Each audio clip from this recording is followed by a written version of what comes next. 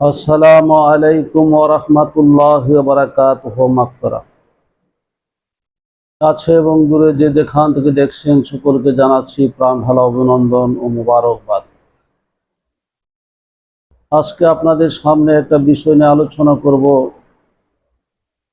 এই বিষয়টা হলো দম সাধনা। দমের যে সাধনা, এটা অনেকে এরকম প্রশ্ন করে যে দম সাধনা বলতে কোনো কিছু আছে নাকি। দম সাধনা করলে মানুষের জীবন যৌবন অটুট থাকে, এরকম অনেকে বলে, আবার অনেকে প্রশ্ন করে। আসলে বিষয়টা কি, এই বিষয়টা নিয়ে আজকে আলোচনা করব ইনশাল্লাহ। তো আমরা জানি মানুষের প্রাণবায়ু দম, যেটাকে বলা হয় শ্বাস প্রশ্বাস, এটা মানব জীবনের জন্য অত্যন্ত গুরুত্বপূর্ণ একটা জিনিস। এই দম ছাড়া, শ্বাস প্রশ্বাস ব্যতীত কোনো মানুষ বেঁচে থাকতে পারে না। মানুষের জীবন ধারণের জন্য, বেঁচে থাকার জন্য এই শ্বাস প্রশ্বাস যেটা আমাদের ভিতর থেকে আসে, আমরা বাতাস টেনে নেই, যে বাতাস ছাড়ে, এটাকে শ্বাস প্রশ্বাস বলে বা দম বলে। এই শ্বাস প্রশ্বাসের কোনো সাধনা আসছে নাকি? অনেকে আবার এই ব্যাপারে কথা বললে, অনেক মানুষ আছে যে এগুলি কোরআন হাদিসের সাথে কোনো সম্পৃক্ততা নেই, এগুলি অনুচিত কথা, অযাচিত কথা, এরকমও মন্তব্য করে থাকে। আসলে বিষয়টা হলো, দম এমন একটা জিনিস যেটা মানুষের সাথেই সম্পৃক্ত। দম ছাড়া মানুষ বেঁচে থাকতে পারে না, দম ছাড়া মানুষ জীবন ধারণ করতে পারে না। দমই মানুষের সবচাইতে বড় জীবন ধারণের জন্য, বেঁচে থাকার জন্য। এটা কোরআন হাদিসে থাকবে না কোনো। আল্লাহ রাব্বুল আলামিন কোরআনুল কারীমে কিন্তু বলেছেন, তোমরা জিকির করো, বেশি বেশি জিকির করো, অবিরাম জিকির করো, দাইমুস সালাত করো, অর্থাৎ আল্লাহর জিকিরে মশগুল থাকো। তো আমরা জানি জিকির করতে হলে মানুষের দমের প্রয়োজন হয়। আমরা যখন কোরআন তালাওয়াত করি, কোরআন তালাওয়াত করলে কারীরা একটা আয়াত এক টানে বলে থাকে। তো এক টানে দীর্ঘ একটা আয়াত যখন পেশ করতে যাই, পরিবেশন করতে যাই বা আবৃত্তি করতে যাই, তাহলে ওই আয়াতটা পড়তে যায় মানুষের কিন্তু একটা বিশাল দমের প্রয়োজন পড়ে। শ্বাসকে আটকে রাখতে হবে। ওই আটকিয়ে রাখাটাকেই বলা হয় দম সাধনা। তাহলে এই দম সাধনার দ্বারা মানুষের কল্যাণ কি আছে, মানুষের কি কল্যাণ এখানে নিহিত আছে, মানুষের লাভ হচ্ছে না, কষ্ট হচ্ছে। বিজ্ঞানিক দৃষ্টিতে আমরা চিন্তা করলে দেখি যে মানুষের দমটা, আমরা সারা দিনে একটা স্বাভাবিক মানুষের 23,040 বারের মতো আমরা শ্বাস প্রশ্বাস ফেলে থাকি, শ্বাস নেই এবং প্রশ্বাস ফেলি 23,040 বার। অনেকে বলে থাকে 21,000 বার, অনেকে বলে 24,600 বার। এটা আসলে দমের কোনো নির্ধারিত একটা পরিমাণ নেই, কারণ অনেক মানুষ একটু তাড়াতাড়ি দম ছাড়ে, অনেক মানুষ একটু দীর্ঘ দম ছাড়ে। শ্বাস প্রশ্বাসের তারতম্যটা সবার কিন্তু সমান নয়, এই জন্য এটার পরিমাপের ক্ষেত্রে একটু এদিক সেদিক হয়ে থাকে। তো আমরা যেটা বিজ্ঞানিক যাচাইয়ের মাধ্যমে যেটা আমরা পেয়েছি, 23,040 বার বা 24,000ই ধরেন, যাই বলেন, এই দম কিন্তু, শ্বাস প্রশ্বাস কিন্তু আমরা প্রতিদিন ফেলতেছি। একটা সুস্থ মানুষে 3 সেকেন্ডে সে শ্বাস টেনে ভিতরে নেই, আর 2 সেকেন্ডে সে শ্বাসটাকে ছেড়ে দেয়। 3 সেকেন্ডে একটা মানুষ শ্বাস টেনে নেই ভিতরে, আবার 2 সেকেন্ডে এই শ্বাসটাকে আবার মানুষ ছেড়ে দেয়।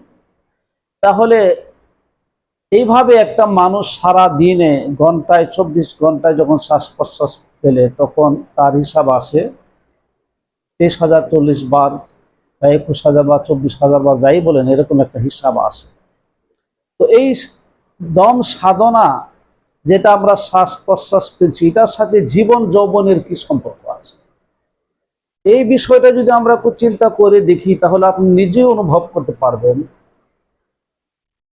যে কোনো মানুষের শ্বাস প্রশ্বাসের সমস্যা আছে, আমরা যাদেরকে শ্বাসকষ্ট রোগী বলি। আপনি খেয়াল করে দেখবেন ওই শ্বাসকষ্ট রোগগুলি অতি দ্রুত তারা শ্বাস ফেলতেছে এবং শ্বাস নিচ্ছে। তাদের দমের পরিমাণ অতি দ্রুত হওয়ার কারণে, ঘন হওয়ার কারণে ওই মানুষগুলি কিন্তু অধিকাংশ মানুষই আমরা দেখতেছি বেশি দিন তারা বাঁচে না।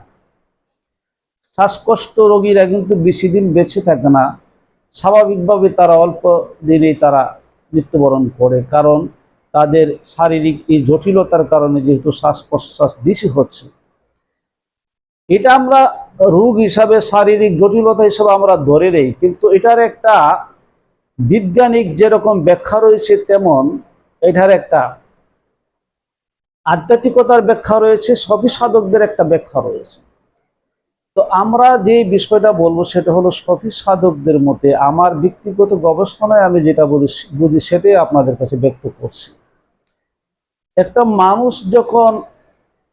মানুষ আল্লাহ রাব্বুল আলামিন মানুষকে দুনিয়াতে পাঠানোর আগেই তার সারা জীবনে কতটা শ্বাস নেবে, কতটা শ্বাস ফেলবে, এটা কিন্তু আল্লাহ লিপিবদ্ধ করে দিয়েছে।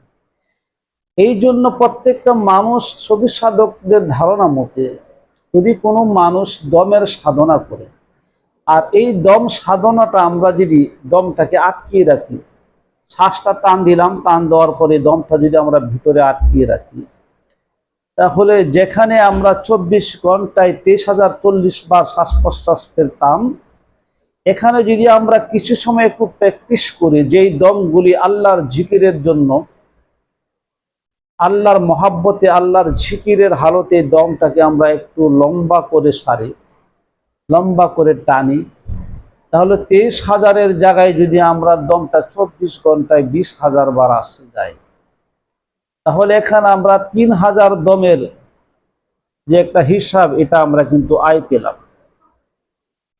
তো সফি সাধকদের ধারণা মতে এইভাবে যদি কোনো মানুষ প্র্যাকটিস করে, নির্ধারিত সময় নিয়ে সে দমের সাধনা করে, আর এই দমের সাধনা হবে আল্লাহর জিকিরের সাধনার মাধ্যমে, মোরাকাবার মাধ্যমে, এই ধ্যানের গুড়ে যখন সে বসে এই দমের সাধনা করবে জিকিরের হালতে, তখন তার শ্বাস দৈনিক যদি 2,000, 3,000, 4,000, 5,000 করে সে আয় করতে পারে, এইভাবে দেখা গেলে এক সময় তার যে দমটা হওয়ার কথা, তার সারা জীবনে, ধরে নিলাম তার সারা জীবনে 100 কোটি দম হবে।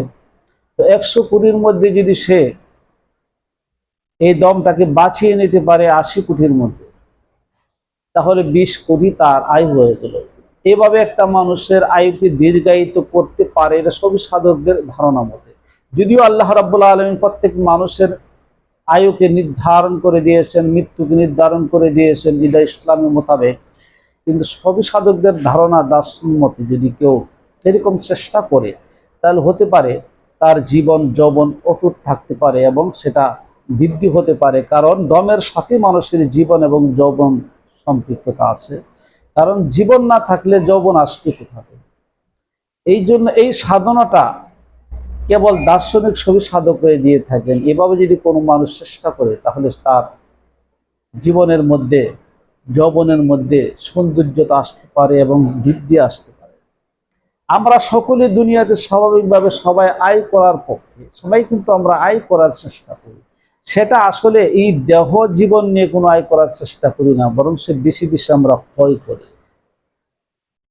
এই দেহ জীবনটার বিষয়ে আমরা মোটেও চিন্তা করি না। দৈহিক যে শক্তি, দৈহিক যে আল্লাহ রাব্বুল আলামিন আমাদেরকে যে বিষয়ে এই দেহটা দিয়েছেন, শক্তি দিয়েছেন, সামর্থ্য দিয়েছেন, এগুলি কিন্তু আমরা প্রতিনিয়ত ক্ষয় করতেছি। ক্ষয় করার দিকে আমরা বেশি ব্যস্ত, পরিশ্রম করে ক্ষয় করছি, দুনিয়াদারি চিন্তা ভাবনা ক্ষয় করছি, উজাগর থেকে ক্ষয় করছি আমাদের জীবনকে। আমরা ফাহাশা কাজে নিমগ্ন হয়ে, গান বাজনায় নিমগ্ন হয়ে, বিভিন্ন ধরনের অশ্লীল কাজে মত্ত হয়ে আমরা কিন্তু আমাদের এই জীবনকে ক্ষতি করার চেষ্টা করছি।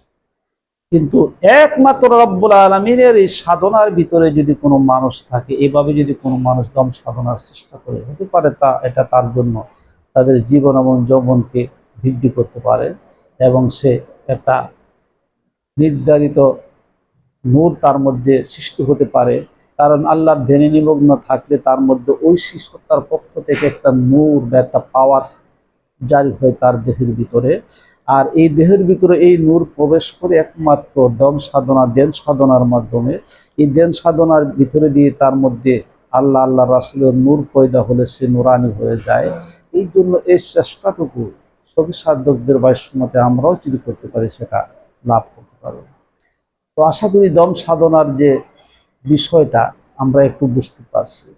অনেকের ধারণা কোরআন হাদিসে এটার কোনো বর্ণনা নেই। হ্যাঁ, কোরআন হাদিসের বর্ণনা কিন্তু আল্লাহ রাব্বুল আলামিন ইঙ্গিতে ইশারায় দিয়েছেন। সেটা যদি আমাদের জ্ঞানের দ্বারা আমরা অনুভব করতে না পারি, উপলব্ধি করতে না পারি, তাহলে এরকম কিছু আবাল মানুষ কিন্তু এরকম বলে থাকে এটার কোনো হাদিস কোরআন হাদিসে নাই। কোরআন হাদিসে আল্লাহ রাব্বুল আলামিন প্রত্যেকটা বিষয়ে পুঙ্খানুভাবে বর্ণনা করেছেন, কিন্তু সেটা আমরা সবাই বুঝি না। আল্লাহ যেন সকলকে তৌফিক দান করে। ওয়া আখিরি দাওয়ানা আলহামদুলিল্লাহি রাব্বিল আলামিন। আসসালাতু ওয়াসসালামু আলা রাসূলিল কারীম।